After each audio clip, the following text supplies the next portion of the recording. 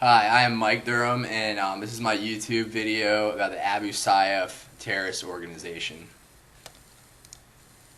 Give you a little background on the definition of what terrorism is. Terrorism is a very vague term, as we've learned throughout this course.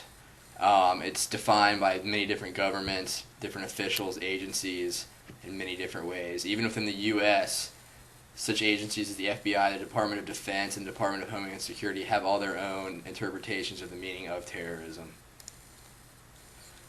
I find best when I apply it to the Abu Sayyaf organization, the U.S. Department of Defense definition of terrorism.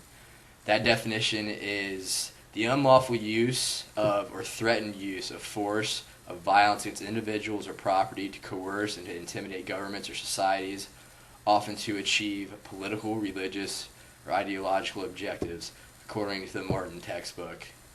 The U.S. Department of Defense's definition of terrorism is the most exact, I feel, because of the way that Abu Sayyaf operates. Abu Sayyaf uses two types of operational terrorism: revolutionary dissident terrorism, which is defined as the practice of political violence with the goal of destroying existing order committed with a plan for the aftermath of the revolution. Anti-state dissident terrorism is the other type they participate in, and that's defined as directed against a particular government or group of governments. The Abu Sayyaf participate in revolutionary dissident terrorism in a way that their goal is to overthrow the existing Republic of the Philippines, to create a Muslim state under completely religious rule, a lot like that of the nation of Iran. And they participate in anti-state dissident terrorism because many of the attacks that they have perpetrated have been targeted at the Filipino government as well as nations of the West, such as the United States and its citizens. The founders of Abu Sayyaf, beginning the first one, is Abdujar Janjalani. He's a Philippine-born Muslim. He traveled to Afghanistan to fight against the Soviets in the 1980s for his idea of jihad, his religious beliefs, and possibly could have fought alongside, it's reported, Osama bin Laden and have connections there in Afghanistan. He returned to the Philippines and joined the Moro Liberation Front, but later separated to form Abu Sayyaf. Reportedly, he's received funds from Osama bin Laden and other terrorist organizations in the Middle East. In December of 1998, he was killed in a gun battle against Filipino police.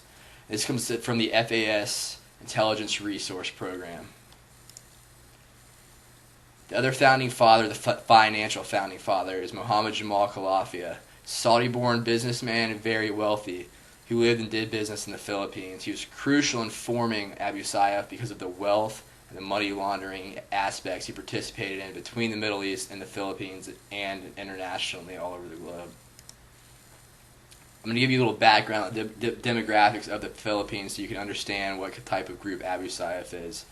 It has a population of 99,900,117. It's the 12th highest population in the world, 80% Catholic, 5% Muslims, so that makes them a very, very big minority. Like most nations and where Muslims live, they're very peace-loving and they're not violent. And these demographics come from the CIA World Factbook. The estimated number of Abu Sayyaf members, according to the FAS intelligence resource, is between 200 and 500 active members, but they are still actively recruiting new members. Even after some gun battles and being arrested, when their numbers gone down, they have been quite resilient to reform. So they remain a serious threat.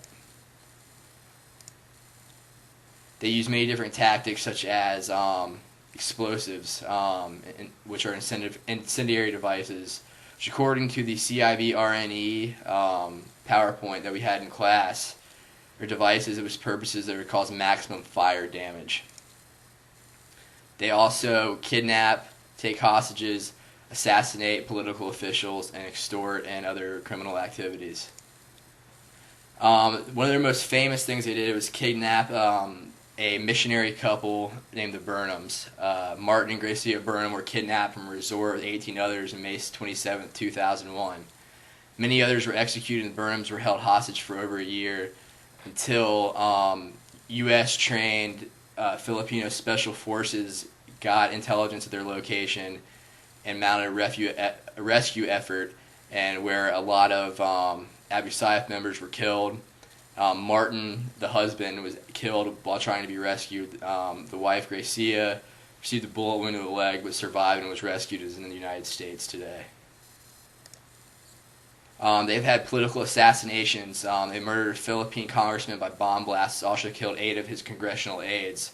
What the Abu Sayyaf organization tries to do by killing these politicians and people high up in the government is instill fear and try to have a revolution so that they can have a government run religiously in the way they want this.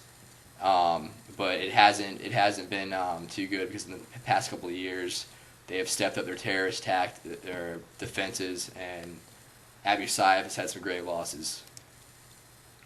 There is a possible link to Osama bin Laden. Abu Sayyaf actively participates in receiving money from Osama bin Laden and al-Qaeda-based individuals through money transfers in the Middle East through false charity aid organizations. They're highly involved in extortion, kidnapping people, and holding ransom, like they did with the couple who was kidnapped from the resort in 2001, the Burnhams. They held a $333,000 ransom. When they received it, they didn't release them, and they just bought weapons with it. They fall under the jurisdiction of the Philippine government, and that's the type of law system a lot like the one in the United States. But the U.S. wanted to extradite some of these people and arrest them and charge them in U.S. courts. But the Philippine government said they wanted the names of these people, and they would issue arrest warrants for them, arrest them, and try them in their courts, which they have. In 2004, 38 suspected Abu Sayyaf operatives were either captured, killed, or arrested and tried. And then the Anti-Money Laundering Act of 2004 prevented 44 million suspicious transactions that were stopped, many that could have gone to Abu Sayyaf through al-Qaeda or other Middle Eastern links. This comes from the U.S. State Department. So there's been some policy shifts. On April 2nd, 2010, a travel advisory was issued for the southern Philippines by the U.S. State Department, warning that many kidnapped for ransom gangs are active in the southern Philippines. This hurts the economy for the Philippines, because if U.S. money isn't coming through there into their economic system, they're still a developing country. They're not very poor. I mean, they're not very rich. So without our help and money there, they're just getting poorer. It's because of fear of these terrorists for Americans traveling there. And their government has been plagued with corruption, which is really, really kind of sad, because they're just not going to develop and remain that poor just because of this small minority group that's plaguing them. And that is the remainder of my Abu Sayyaf presentation. Thank you very much.